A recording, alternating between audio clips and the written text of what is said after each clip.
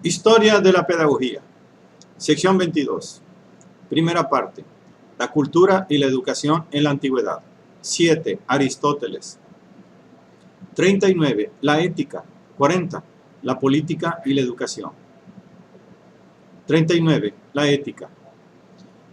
La filosofía primera, o metafísica, la matemática, la física, de la que forman parte también la biología y la psicología, agotan, según Aristóteles, el campo entero del saber teórico, es decir, del saber que tiene por objeto el ser necesario, la sustancia, lo que no puede ser diverso de lo que es. Estas tres ciencias son además las únicas ciencias verdaderas y auténticas, puesto que para Aristóteles no puede haber ciencia sino de lo necesario, pero además de lo necesario existe también lo posible, es decir, lo que podría ser diverso de cómo es. Lo posible es el dominio de la actividad humana, la cual, siendo libre, podría desenvolverse en cualquier momento de modo diverso a cómo se desenvuelve efectivamente. Por consiguiente, las disciplinas que se ocupan de la actividad humana no son ciencias en el sentido teorético del término, por cuanto, al igual que la ciencia, estén o pueden estar guiadas o sostenidas por la razón. Ahora bien, la actividad humana puede ser acción o producción. Es acción la que tiene su fin en sí misma. Es producción la que tiene como fin el objeto producido. Las disciplinas relativas a la acción son la ética y la política. Las disciplinas que conciernen a la producción se llaman artes, entre las que Aristóteles otorga especial consideración a la poesía. La ética de Aristóteles se propone determinar el fin y las condiciones de la actividad humana. Toda actividad está dirigida hacia la consecución de un fin que aparece como bueno y deseable. El fin y el bien coinciden. Ciertos fines se desean en vista de otros. Por ejemplo, la riqueza y la salud se desean por los placeres que pueden procurar, pero además deben existir un bien que se desee por sí mismo y no como un medio para alcanzar otro fin ulterior. Ese fin es el bien supremo. Según Aristóteles, para el hombre el sumo bien es la felicidad. Lo que se trata es de saber en qué consiste la felicidad. Reflexionemos. Cada cual es feliz cuando hace bien su trabajo, el músico cuando toca bien, el constructor cuando construye a la perfección. Por tanto, el hombre será feliz cuando realice bien su tarea propiamente humana. ¿En qué consiste esa tarea? Obviamente, en el ejercicio de la razón, que es lo que distingue al hombre de los otros animales. Pero el ejercicio de la razón es la virtud. Por lo tanto, la felicidad consiste en la virtud. A la virtud, por otra parte, se une necesariamente el placer que se acompaña al ejercicio normal de toda actividad. De las tres partes del alma humana, solo dos son susceptibles de ejercitar la razón. La parte intelectiva, que es la razón misma, y la parte apetitiva, que, no obstante hallarse desprovista de razón, puede ser dominada y dirigida por la razón. Por el contrario, el alma vegetativa no puede participar en la razón. Existen pues dos virtudes fundamentales, la virtud intelectiva o dianoética, que es la actividad propia del alma intelectiva, la virtud moral o ética, que es el dominio del alma intelectiva sobre los apetitos sensibles. La virtud moral o ética consiste en la capacidad de escoger el justo medio entre dos extremos viciosos, de los cuales uno peca por exceso, el otro por defecto. La valentía, que es el justo medio entre la cobardía y la temeridad, nos refiere a lo que se debe y a lo que no se debe temer. La templanza, que es el justo medio entre la destemplanza y la insensibilidad, nos refiere al uso moderado de los placeres. La liberalidad, que es el justo medio entre la avaricia y la dispensión, nos refiere al empleo prudente de las riquezas. La magnanimidad, que es el justo medio entre la vanidad y la humildad, se refiere a la recta opinión de sí mismo. La mansedumbre, que es el justo medio entre la irascibilidad y la indolencia, se refiere a la ira. La virtud ética fundamental es la justicia, que se puede entender ante todo como la plena conformidad a las leyes, si bien en tal caso deja de ser una virtud particular para convertirse en la virtud total y perfecta, porque perfecto es el hombre que se conforma en todo y por todo a las leyes. Pero la justicia puede entenderse también como una virtud particular y entonces es distributiva o conmutativa. La justicia distributiva es la que preside la distribución de los hombres, el dinero y todos los demás bienes que es necesario dar a cada cual de acuerdo con sus méritos. La justicia distributiva tiende a realizar una exacta proporción. Las recompensas distribuidas entre dos personas deben ser entre sí como los respectivos méritos. La justicia conmutativa preside, por el contrario, los contratos, que pueden ser voluntarios, compra, venta, locación, etc., o involuntarios, fraude, por ejemplo, robo, envenenamiento, etc., o bien violencia, por ejemplo, golpes, asesinatos, etc. La justicia conmutativa o correctiva tiende a compensar las ventajas y las desventajas entre los dos contratantes, es decir, instituye una pura y simple igualdad. Sobre la justicia se funda el derecho, que puede ser privado o público. Este último rige la vida asociada y se distingue en legítimo o positivo, que es el sancionado por las leyes, y derecho natural, que es idéntico en todos los hombres. La equidad es una corrección de la ley mediante el derecho natural y sirve para evitar las injusticias que a veces se derivan de la aplicación mecánica de la ley. La virtud intelectiva o dianoética es la que consiste en el ejercicio de las facultades intelectivas. Comprende la ciencia, el arte, la cordura, la inteligencia y la sabiduría. La ciencia es la capacidad demostrativa, aprodíctica, que tiene por objeto lo necesario y lo eterno. El arte es la capacidad productora de objetos. La cordura es la capacidad de actuar convenientemente en relación con los bienes humanos. La sabiduría es la virtud dianoética más alta y comprende al mismo tiempo la ciencia y la inteligencia, es decir, la facultad de demostrar y la facultad de intuir los principios de la demostración. Se ocupa de las cosas más elevadas y divinas, a diferencia de la cordura que, por el contrario, tiene que ver con las cuestiones humanas. Conexiones con la virtud tiene la amistad, de la que Aristóteles se ocupa extensamente en la Ética nicomaquea y que entiende como la totalidad de las relaciones de solidaridad y afecto entre los hombres.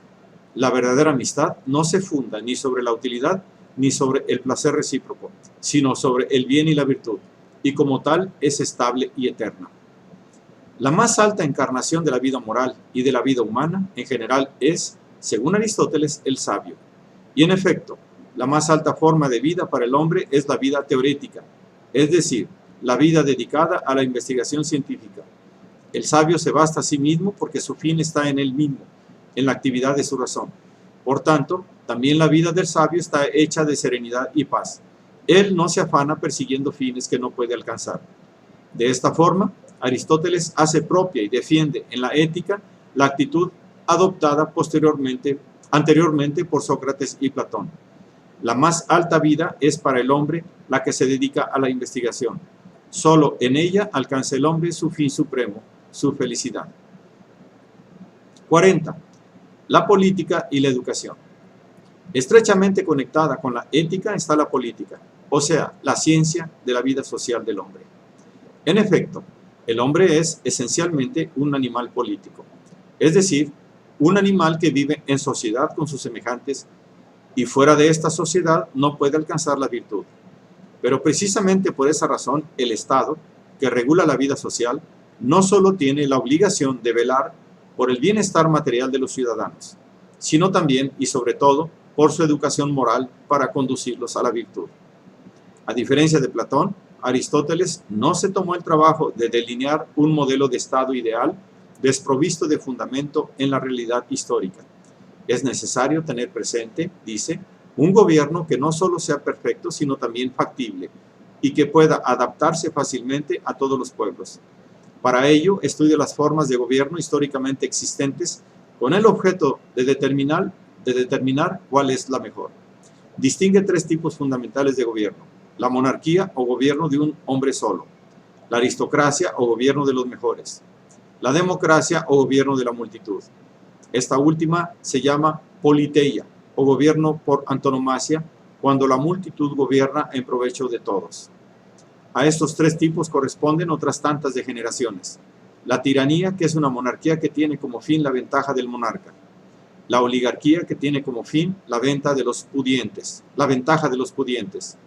la democracia que persigue la ventaja de los pobres. El mejor gobierno es aquel en que prevalece la clase media, es decir, el formado por ciudadanos dotados de una modesta fortuna. Este gobierno evita los excesos que se verifican cuando el poder cae en manos de quienes no tienen nada o tienen demasiado. Al delinear la mejor forma de gobierno, Aristóteles parte del principio de que todo gobierno es bueno con tal de que se adapte a la naturaleza del hombre y a las condiciones históricas. Por tanto, no afirma la superioridad de ninguna de las tres formas de gobierno sobre las restantes, sino que más bien se preocupa por definir las condiciones necesarias para que cualquier tipo de gobierno alcance su forma mejor. La primera de tales condiciones es de carácter moral. El Estado debe tener en cuenta que la vida más alta del hombre no es la práctica, sino la teorética, es decir, la vida que realiza las virtudes más elevadas, que son justamente las virtudes dianoéticas. Otras condiciones son el número de ciudadanos, que no debe ser ni demasiado grande ni demasiado exiguo, y a la situación geográfica, o sea, el territorio del Estado. Importante es también la consideración de la índole de los ciudadanos. Debe ser valerosa e inteligente como la de los griegos, que son, según Aristóteles, los más aptos para vivir libremente y dominar a los otros pueblos. Es necesario que todas las funciones estén bien distribuidas y que se formen las tres clases que Platón quería para su estado ideal. Sin embargo, Aristóteles rechaza la comunidad de los bienes y de las mujeres. Función esencial del Estado es la educación de los ciudadanos, que será uniforme para todos y enderezada no solo a la preparación para la guerra, sino también para la vida pacífica y sobre todo para la virtud. Sin embargo, de la educación y la vida política se excluirá a los esclavos. Según Aristóteles, existen hombres que son esclavos por naturaleza, es decir, que por inclinación natural son incapaces de actividades verdaderamente humanas y libres, es decir, actividades teoréticas. Esos hombres han nacido para obedecer, no para mandar, y es justo que sean propiedad de otros hombres. Dado que solo debería ser ciudadano quien disponga de ocio, escolé, otium, para la formación de la virtud y para la actividad política. El ideal educativo de Aristóteles es netamente liberal, y no solo condena todas las artes mecánicas como indignas del hombre libre y susceptibles de generar una sensibilidad tosca y vulgar, sino que propugna porque las mismas ciencias teoréticas se estudien sin finalidades profesionales. El estudio debe ser desinteresado. También el arte, junto a la música. Aristóteles atribuye importancia al dibujo. Debe practicarse en medida que no rebase el punto necesario para afinar el gusto. En la política y en la ética nicomaquea, un escrito de la educación se perdió. Aristóteles imparte toda una serie de consejos específicos de índole higiénica y pedagógica para las diversas edades del crecimiento, inspirados por lo general en un extraordinario buen sentido que en algunos aspectos parecen preludiar la educación del gentil hombre, que en los tiempos modernos sería admirablemente esbozada por Locke. Así sucede, por ejemplo, con la insistencia sobre las buenas costumbres que deben adquirirse a temprana edad. Pero la enorme influencia de Aristóteles sobre la educación posterior no se debe tanto a sus consejos en cuanto tales, como al conjunto de su doctrina, y más particularmente de su psicología y su ética. Su naturalismo, que atribuye una importancia particular a cada fase del desarrollo en cuanto tal, exige una didáctica gradual y ligada a los sentidos y a la imaginación, así como una educación moral basada en los hábitos y en el dominio de sí mismo conquistado con el ejercicio. Por otra parte, su finalismo y la supuesta superioridad de lo teorético sobre lo práctico tiende a hacer prevalecer la educación intelectual sobre cualesquiera otras y a desarrollar aquella sin conceder mucha autonomía al educando, puesto que a éste no se le pide que busque por cuenta propia nuevas sendas de conocimiento. El conocimiento es lo que es, una contemplación de las formas preconstituidas de la naturaleza susceptible de contemplamiento, pero no de cambios radicales, en las partes en que está ya realizada. En efecto, realizar es obra más bien del universal intelecto activo que del hombre históricamente determinado. A esto se debe que Aristóteles, en el curso de la historia, represente alternativamente, de acuerdo con las circunstancias históricas, una instancia de liberación con respecto a cualquier traba de índole sobrenaturalista al desarrollo del hombre natural, o bien una instancia en pro de formas educativas de carácter autoritario e intelectualístico encaminadas a hacer respetar, tanto en el ámbito del saber como de la religión, las formas constituidas y afirmadas. Pero por otra parte, esa misma ambivalencia es un índice de la sin par importancia histórica de su contribución al desarrollo de la civilización.